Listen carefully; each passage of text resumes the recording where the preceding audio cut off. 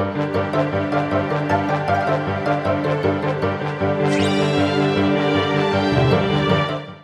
what's going on guys, it's Cynical and welcome back to another episode of XIII Snippets. Today for you guys got some spicy topics to talk about, so let's just dive straight into it. So first up for today, I have been absolutely clamoring to talk about this news and information.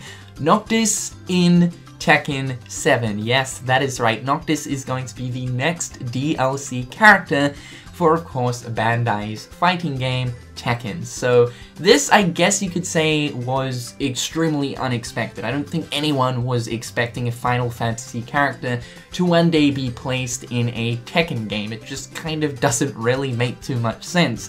And when I first saw this, I was kind of thinking to myself, well, Noctis would kind of be more well-suited for a game like SoulCalibur, just looking at the sort of universe that SoulCalibur is and the themes that it displays. SoulCalibur is more kind of fantasy-orientated, and of course, within SoulCalibur, the characters use weapons, in which we know that Noctis uses the engine blade, and so I kind of feel like Noctis would be more well-suited in the SoulCalibur universe compared to the Tekken universe, but still, to the point, I think this is absolutely awesome. I guess you could say that this is definitely a similar situation to the Smash Bros situation, where of course Cloud got revealed as DLC for Smash. I don't think anyone was actually expecting a Final Fantasy character to be implemented as a DLC character into really any fighting game, aside from of course Final Fantasy's Dissidia. And so it's really cool to see Square Enix collaborating with these other companies to bring forth their characters into different universes. Really, really cool stuff. But the footage that you guys are watching is the Noctis gameplay for Tekken 7. This DLC is due to release spring of next year, so it's still quite some time away. But I just gotta say, this trailer here looks absolutely fantastic. The cutscene itself is actually developed with the Luminos engine, the exact same engine that Final Fantasy 15 runs on. That is, of course, Square Enix's own in-house engine, whereas the gameplay of Noctis is actually running on a different engine, which is the Unreal Engine,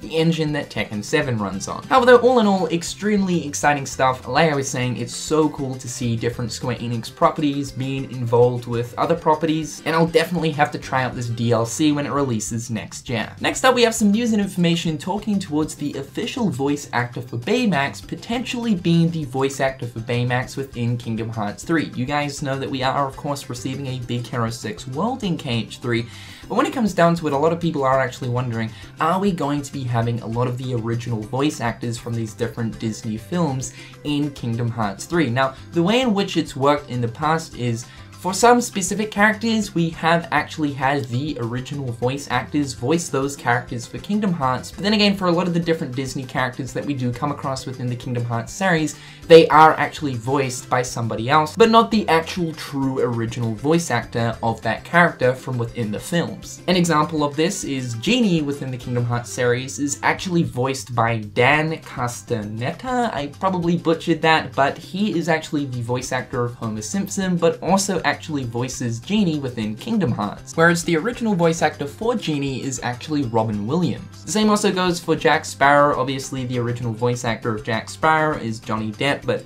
Johnny Depp doesn't actually voice Jack Sparrow within Kingdom Hearts 2. And so we're kind of used to this, but when we actually find out that the original voice actor of that said character is actually going to be working on Kingdom Hearts as well, it's a really, really cool thing. Kind of keeps that authenticity. So earlier on this year, the official voice actor of Baymax, known as Scott Adsit, actually went onto a podcast and he was interviewed to do with his work. He actually made a very interesting comment about his work, so let's take a look at it. Jesse Moulton said, "You said you're thrilled to be part of something that's gonna last in that way.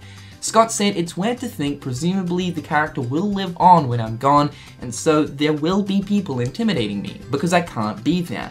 And I will be there anytime they want me to be. At this point, I don't want to hear someone else doing my voice." So what he's pretty much saying is the only time in which he will not be voicing his characters, speaking of course about Baymax in this situation, any work that needs to be done for the role of Baymax, he will without a doubt fill the shoe. He's saying here that he doesn't want anybody else taking the role of Baymax and to voice them, or at least not until he's actually passed away. So from this comment right here, we can pretty much presume that the original voice actor of Baymax Baymax that we see within the film of Big Hero 6 will of course be the voice actor of Baymax within Kingdom Hearts 3. And last up for today, guys, I have a small bit of potential Play Arts Kai, or just really in general, Kingdom Hearts merchandise news. I know that some of you guys like this kind of stuff because, like me, you dudes like to get in on the collection stuff when it comes to Kingdom Hearts. So this news and information is actually coming from the Square Enix Osaka Cafe preview night. Yeah, I should remember this. It wasn't too long ago where Tetsuya Nomura actually attended this opening, and he sat down and gave out some new Kingdom Hearts information. Nothing really too substantial, but this information right here, I didn't get around to covering it mainly because it's very small, so I thought it'd be appropriate to kind of put it into a Sea Salt Snippets episode. So this is the news about it. It says right here, there is a demand for figurines of supporting characters and Organization 13. Nomura will think about it. Now when it comes to the major collectibles for Kingdom Hearts merchandise, without a doubt, the frontline ones are certainly the Play Arts Kai figures. They're super high quality and they're super cool figures. Square Enix have been making these now for quite a few years, and there's quite a few Play Arts Kais available for the Kingdom Hearts series. Now the main Play Arts Kai figures that we have in terms of the characters are mainly Sora. It's usually the different versions of Sora as well as Riku. When looking towards other characters, we do have Aqua, but I mean that's really as far as it goes. So ideally, I would love to see the Organization 13 characters being put into Play Arts Kai figures, especially when looking towards characters like Marluxia or Xemnas. That would be absolutely amazing. And also to this day, we still haven't received a Kairi figure as well. And so with Kingdom Hearts 3 releasing next year, I feel like Square Enix are most certainly going to be jumping more so onto the merch train, getting more merchandise out, just mainly because Kingdom Hearts 3 is of course a big deal. We've already seen a pickup in Kingdom Hearts merchandise throughout the extent of this year. We've now got bedspreads, underpants, watches, you name it. Kingdom Hearts has, well, pretty much got it. But however guys, that's all the news and information for today. Hopefully you dudes are having a fantastic day. In the comment section down below, let me know your guys' thoughts and opinions, and until next time guys,